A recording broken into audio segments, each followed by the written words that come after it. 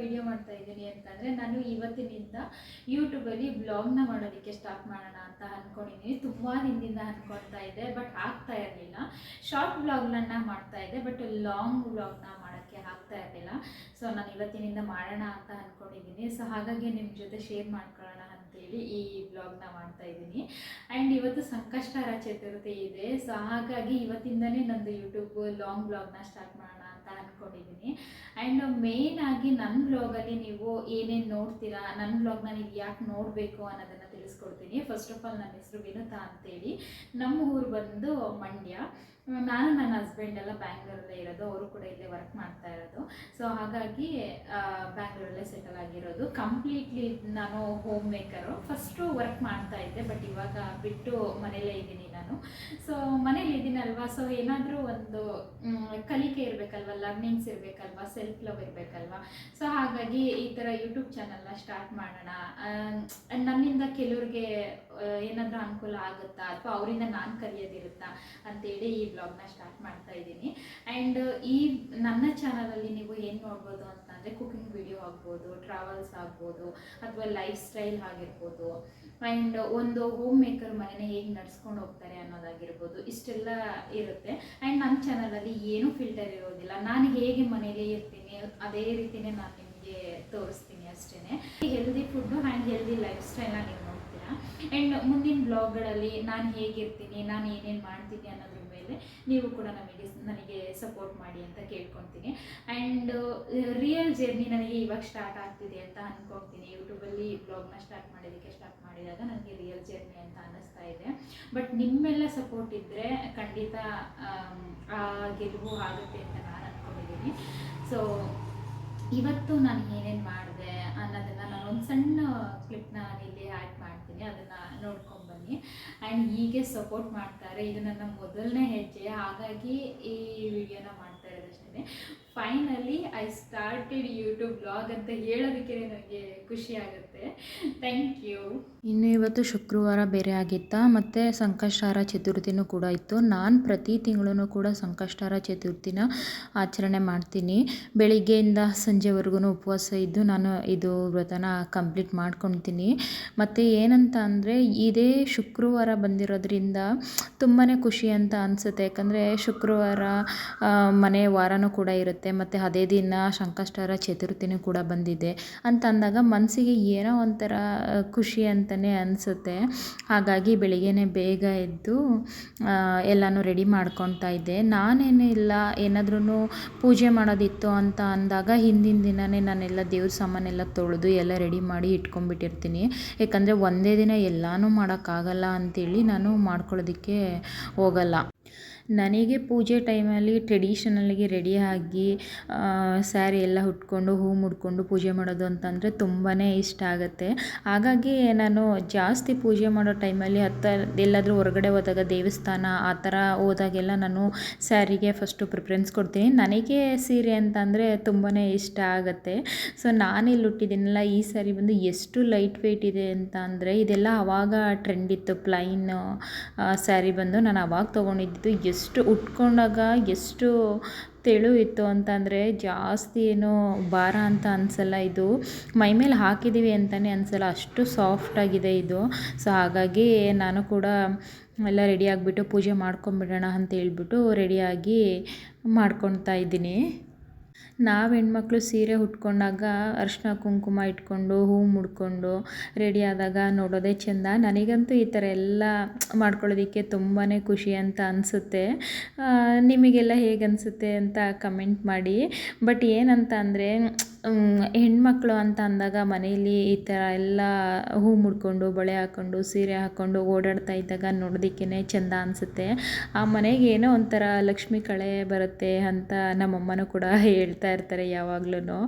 ನಾನೇನಂತಂದರೆ, ಅಡುಗೆ ಮಾಡ್ತಾ ಇರ್ತೀನಲ್ವ, ಗಾಜಿನ ಬಳೆಗಳೆಲ್ಲ ಹಾಕ್ಕೊಳ್ಳೋದಕ್ಕೆ ಆಗಲ್ಲ. ಏನಾದ್ರೂ ಬಿಸಿ ತಾಗಿದಾಗ ಸ್ಕಿನ್ ಇದಾಗುತ್ತೆ, ಸುಡುತ್ತೆ ಅಂತೇಳ್ಬಿಟ್ಟು ನಾನು ಜಾಸ್ತಿ ಹಾಕ್ಕೊಳ್ಳೋದಕ್ಕೆ ಹೋಗೋದಿಲ್ಲ. ಏನಾದರೂ ಈ ಥರ ಟ್ರೆಡಿಷನಲ್ಲಾಗಿ ರೆಡಿಯಾಗಿ ಮಾಡಬೇಕಾದಾಗ ಅಥವಾ ಪೂಜೆ ಟೈಮಲ್ಲಿ ನಾನು ಯಾವಾಗ್ಲೂ ಗಾಜಿನ ಬಳೆನ ಒಂದೆರಡು ಹಾಕ್ಕೊಂಡಿರ್ತೀನಿ.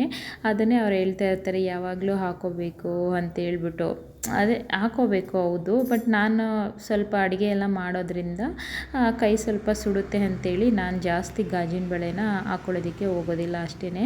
ಇನ್ನು ನೈವೇದ್ಯಕ್ಕೆ ಹಾಲನ್ನ ಇಟ್ಬಿಡೋಣ, ಇನ್ನೂ ಟೈಮ್ ಆಯ್ತಲ್ವ, ಇನ್ನು ಸಂಜೆ ಬೇಕಾದರೆ ಏನಾದರೂ ಮಾಡೋಣ ಅಂತ ಹೇಳ್ಬಿಟ್ಟು ಇವಾಗ ಹಾಲನ್ನೇ ಇಟ್ಬಿಟ್ಟೆ ನಾನು. ಪ್ರತಿ ಸಲವೂ ನಾನು ಹೀಗೇ ಮಾಡೋದು, ಹಾಲು ಇಟ್ಬಿಡ್ತೀನಿ ನಾನು. ಸಂಜೆ ನಾನು ಕಡಲೆಕಾಳು ನೆನೆಸಿರ್ತೀನಲ್ವ, ಅದನ್ನು ಉಸ್ಲಿ ಮಾಡ್ಕೊಂಬಿಡ್ತೀನಿ. ಯಾಕಂದರೆ ಸಂಜೆವರೆಗೂ ನಾನು ಕೂಡ ತಿನ್ನಲ್ಲ ಅಲ್ಲ, ಇನ್ನು ಸಂಜೆ ಬೆಳಿಗ್ಗೆ ಮಾಡಿದ್ರೆ ಸಂಜೆವರೆಗೂ ಹಾಗೇ ಇರುತ್ತೆ. ಅದಕ್ಕೆ ನಾನು ಸಂಜೆ ಮಾಡಿದಾಗ ದೇವಸ್ಥಾನಕ್ಕೆ ಹೋಗಿದ್ದು ಬಂದಾದಮೇಲೆ ತಿನ್ಬೋದು, ಮತ್ತು ದೇವ್ರ ನೈವೇದ್ಯಕ್ಕೆ ಆಗುತ್ತೆ ಅಂತೇಳಿ ನಾನು ಸಂಜೆ ಮಾಡ್ಕೊತೀನಿ. ಇನ್ನು ಬಾಳೆಹಣ್ಣು ಇರಲಿಲ್ಲ, ಬಾಳೆಹಣ್ಣು ಆರ್ಡರ್ ಮಾಡಿದ್ದೆ, ಸೊ ಅದು ಕೂಡ ಬಂತು, ತೊಗೊಂಬಂದೆ. ಇನ್ನು ಈ ಆನ್ಲೈನಲ್ಲಿ ಏನು ಗೊತ್ತಾ, ಒಂದೇ ಒಂದು ಆನ್ಲೈನ್ ಇದು ಬುಕ್ ಮಾಡೋಕ್ಕೋಗಿ 2-3 ಅಂತ ಬುಕ್ ಮಾಡ್ಕೊಂಬಿಡ್ತೀವಿ. ಹಾಗಾಗಿ ನಾನಿಲ್ಲಿ ಜಮ್ನೇರಳೆ ಹಣ್ಣು ನೋಡಿದೆ, ಹಾಗಾಗಿ ಅದು ಮತ್ತು ಬಾಳೆಹಣ್ಣು ಎರಡೂ ಕೂಡ ಬುಕ್ ಮಾಡಿದ್ದೆ. ಆ ಜಮ್ನೇರಳೆ ಹಣ್ಣು ಇದೆಯಲ್ಲ, ಎಷ್ಟು ದಪ್ಪಕ್ಕೆ ಇತ್ತು ಅಂತಂದರೆ ನೋಡ್ತಾ ಇದ್ದರೆ ತಿನ್ಕೊಂಬಿಡೋಣ ಅನ್ನುವಷ್ಟಿತ್ತು. ಬಟ್ ನಾನು ಉಪವಾಸ ಇದ್ದೀನಿ ಅಲ್ವಾ, ನಾನು ತಿನ್ನೋಕ್ಕಂತೂ ಆಗಲ್ಲ.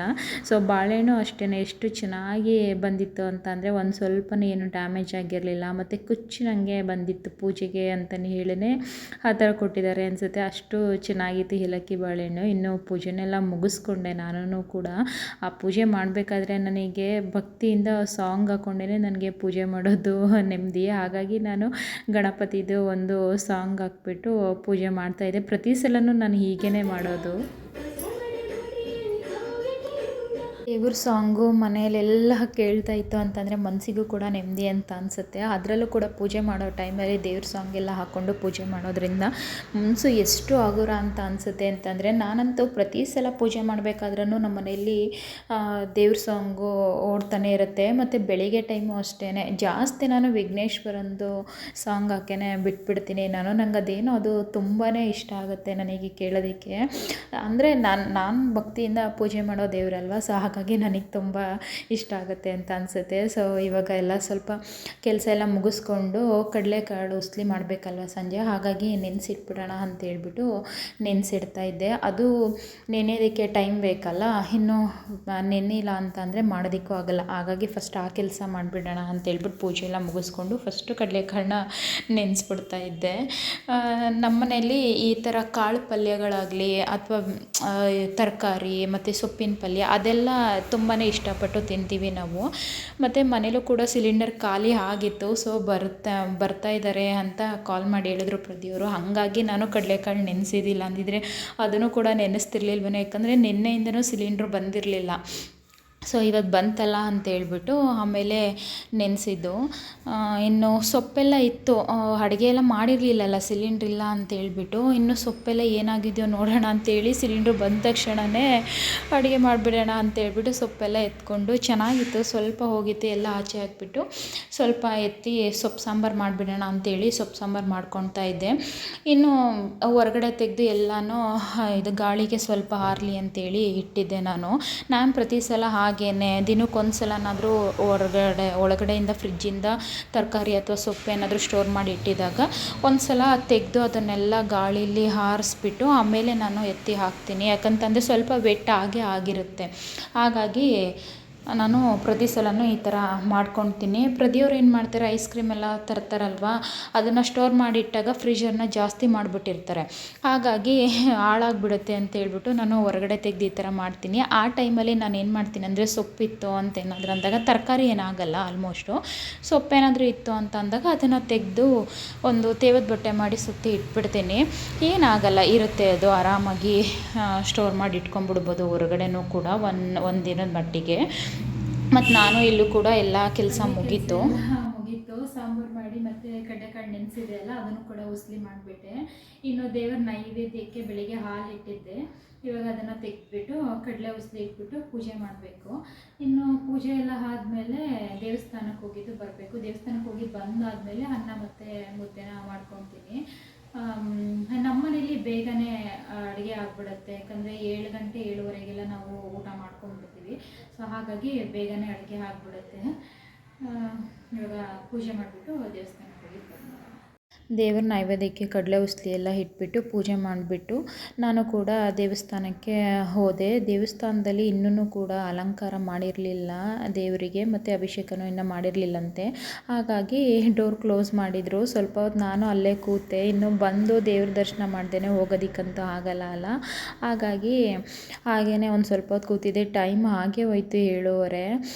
ಸೊ ದೇವ್ರ ದರ್ಶನ ಫೈನಲಿ ಮಾಡಿಕೊಂಡು ಆಮೇಲೆ ಮನೆಗೆ ಬಂದೆ. ಸೊ ನಾನು ಈ ವ್ಲಾಗ್ನ ಇಲ್ಲಿಗೆ ಎಂಡ್ ಮಾಡ್ತಾ ಇದ್ದೀನಿ. ನಿಮ್ಗೇನಾದರೂ ಈ ವ್ಲಾಗ್ ಇಷ್ಟ ಆಗಿತ್ತು ಅಂತ ಅಂದರೆ ಪ್ಲೀಸ್ ಒಂದು ಲೈಕ್ ಕೊಟ್ಟು ಸಬ್ಸ್ಕ್ರೈಬ್ ಮಾಡ್ಕೊಳ್ಳಿ. ದೇವರ ಆಶೀರ್ವಾದ ಎಲ್ಲರ ಮೇಲೆ ಇರಲಿ ಅಂತ ನಾನು ಕೇಳ್ಕೊತೀನಿ. Thank you.